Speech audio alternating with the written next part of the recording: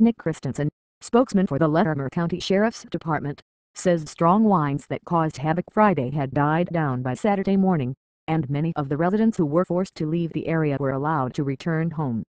No injuries have been reported and no structures have been damaged. Christensen says 579 phone lines received automated calls ordering evacuations, but he did not have an exact count on how many people were forced from their homes.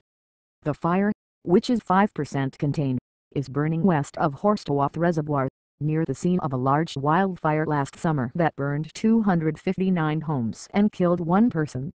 Authorities say the latest fire was started accidentally. The Colorado reports that because this wildfire is so early in the year, well before the typical wildfire season, the federal government doesn't have private firefighting aircraft under contract yet.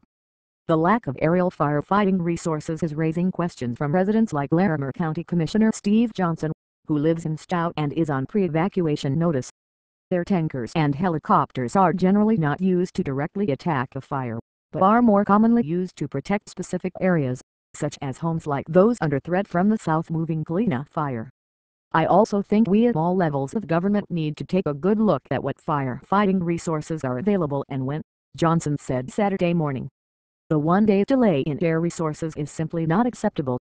But the Colorado also reports that a firefight helicopter was expected to start dropping buckets of water on the Galena fire Saturday morning.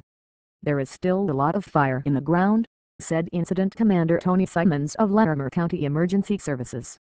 It's steep, rugged, rocky terrain. About 50 firefighters are already working on the ground, with another 60 on the way, Simons said. He said predicted moisture didn't materialize overnight, but lower temperatures and higher relative humidity helped slow the fire's growth overnight. Simons said the wind shift is expected later Saturday, which may push the fire south again as it did Friday.